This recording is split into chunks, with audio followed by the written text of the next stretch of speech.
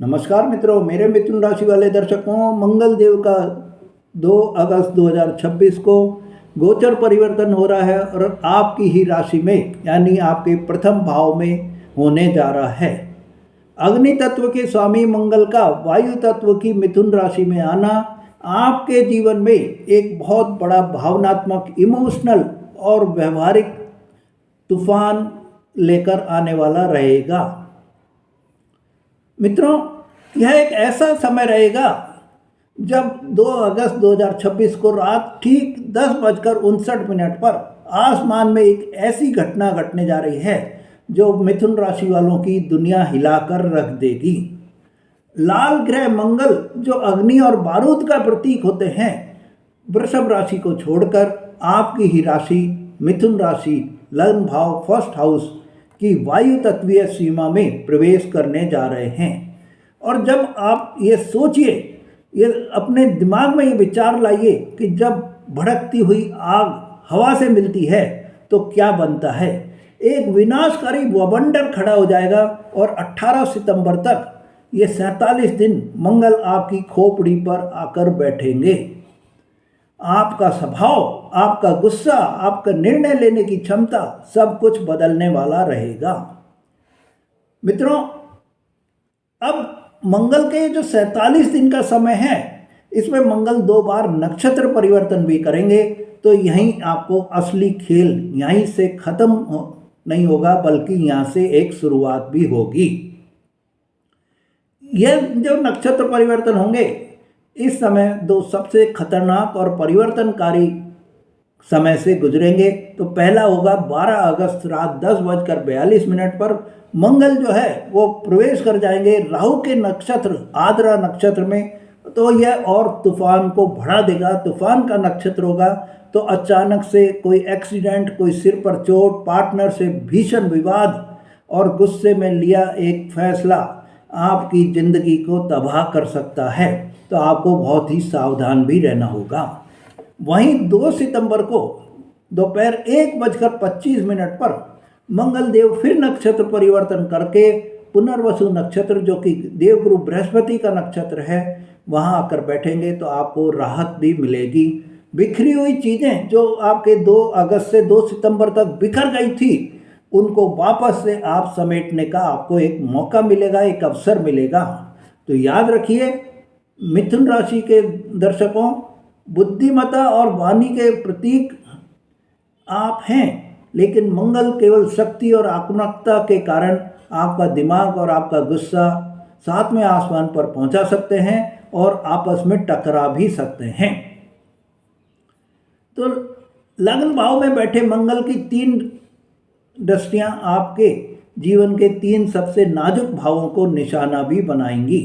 पहली दृष्टि होगी आपके चतुर्थ भाव, जो कि सुख व माता का भाव होता है, जहाँ कन्या राशि होगी। और कन्या राशि पृथ्वी तत्व की राशि है, जहाँ पर शुक्रदेव 1 अगस्त से पहले से ही विराजमान है और नीच की स्थिति में शुक्रदेव बैठे हुए हैं। तो मंगल की चौथी दृष्टि आपके सुख स्थान पर पड़ेगी, तो घर की शांति भंग हो सकती है, माता के स्वास्थ्य में गिरावट आ सकती है और वाहन या संपत्ति से जुड़ा हुआ कोई बड़ा नुकसान भी आपको हो सकता है। दूसरी दृष्टि, 7वीं दृष्टि जो होगी, वो सप्तम भाव साझेदारी और वैवाहिक जीवन पर पड़ेगी। धनु राशि वहाँ पर होगी। अग्नि तत्व धनु राशि पर मंगल की सीधी 7वीं दृष्टि पड़ने से अगर आप शादीशुदा हैं तो वैवाहिक जीवन में बारूद बिछ जाएगा। एक छोटी सी भैंस भी आपके बड़ा विवाद ले लेगी और भैंस इतना बड़ा हो सकती है, आपका वाद विवाद इतना बड़ा हो सकता है कि अलगाव तक की भी नौबत आ सकती है, तलाक की भी नौबत आ सकती है। तो आपको बहुत ही अपनी वाणी पर, अपने अहंकार पर, अपने क्रोध पर, गुस्सा पर आपको संयम भी रखना होगा। अब वहीं मित्रों, अगर आप बिजनेस पार्टनरशिप में कर रहे हैं तो इस समय में आपको बहुत ज़्यादा सावधानी रखनी होगी, क्योंकि बिजनेस भी आपका टूटने की कगार पर आ सकती है। मंगल की तीसरी दृष्टि अष्टम भाव आयु व संकट भाव पर पड़ेगी और सबसे धाकड़ दृष्टि होगी मकर राशि पृथ्वी तत्व पर। मंगल की 8वीं दृष्टि पड़ने से अचानक संकट आपके आ सकते हैं, कोई सर्जरी, कोई दुर्घटना और गुप्त शत्रुओं के षड्यंत्र को कोई न्योता मिल सकता है। तो वाहन चलाते समय आपको बहुत ही सावधानी रखनी होगी। मित्रों, अगर आपकी कुंडली में मंगल देव की स्थिति सही नहीं है या आप अपने जीवन में बराबर कोई परेशानी से जूझ रहे हैं, आपको ये आइडिया नहीं है कि कैसे आप इस समस्या से बाहर निकलें, बार बार आप हर तरह का प्रयत्न करके भी परेशान हो गए हैं, पर आपकी सेहत खराब चल रही है, नौकरी में परेशानी आ रही है आपके, या आपके रिश्ते टूट रहे हैं, तो आप अपनी कुंडली का विश्लेषण कराएं, जिससे कि सही आपको पता चल सके, सटीक आपको जानकारी मिल सके कि किस ग्रह से, किस महादशा अंतरदशा के कारण आपको ये परेशानी आ रही है और क्या उपाय आप करने से उनके प्रभाव को कम कर सकते हैं।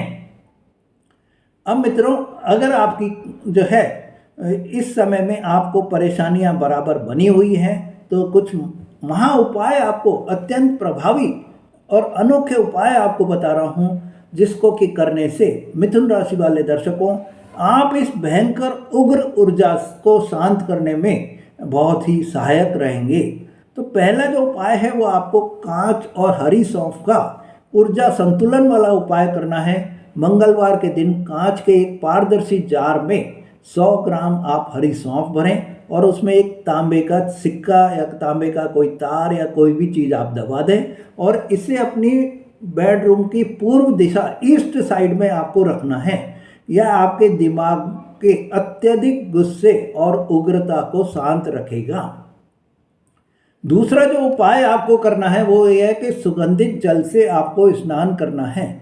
मित्रों, प्रतिदिन नहाने के पानी में थोड़ा सा केवड़ा जल या गुलाब जल आप मिलाकर स्नान करें। मिथुन राशि के स्वामी बुध को शांत रखने और लग्न के मंगल की गर्मी को कम करने के लिए यह बहुत ही अचूक और महत्वपूर्ण और अनोखा उपाय है। इसको करके आप अपने जो बैलेंसिंग है उसको बराबर कर सकते हैं, ग्रहों का बैलेंसिंग कर सकते हैं। तीसरा जो उपाय आपको करना है वो चांदी का रक्षा कवच होगा।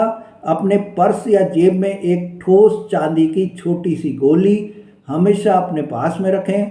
यह लग्न के मंगल के दुष्परिणामों को तुरंत बेअसर कर देगी और दुर्घटनाओं से भी बचाएगी। तो मित्रों, अगले 47 दिन आपको अपनी जुबान पर लगाम रखना है और उतावलेपन से बचना होगा। यह समय महायोद्धा नहीं बनना है आपको। अपने को ही, अगर आप महायोद्धा बन गए तो अपने जीवन को ही आप तबाह कर लेंगे, तो आपको परेशानी ही परेशानी हो जाएंगी। अपने जीवन में ही आप परिस्थितियां ऐसी विपक्ष की परिस्थितियां कर लेंगे, विपरीत परिस्थितियां बना लेंगे जो कि आपको नुकसान ही नुकसान करेंगे। तो आपको इस समय यही एक करना है कि क्रोध जो है नहीं करना है, अहंकार से दूरी बनानी है, क्रोध से दूरी बनानी है और धैर्य रखकर अपने कर्म पर विश्वास करना है। अपने जो मंगल की एनर्जी आपको मिल रही है उसको सही दिशा में लगाना है, न कि गलत दिशा में। अब निर्णय आपका है, क्या आप सही दिशा में अपनी एनर्जी को लगा रहे हैं मंगल की, या आप विपरीत परिस्थितियों में जा रहे हैं। तो ये आपको सोचना है। मित्रों, अगर आप मेरे चैनल पर नए हैं या आपने मेरा चैनल अभी तक सब्सक्राइब नहीं करा है तो मेरे चैनल को सब्सक्राइब करें, जिससे आपको ऐसी जानकारी जो मैं आज दे रहा हूँ, इस तरह की जानकारी रेगुलर आपको मिलती रहे और आप जो है अपने जो भी आपके समय में जो परेशानियाँ आ रही हैं उनसे भी आप अपने नेगेटिव इफ़ेक्ट्स को कम कर सकें। धन्यवाद।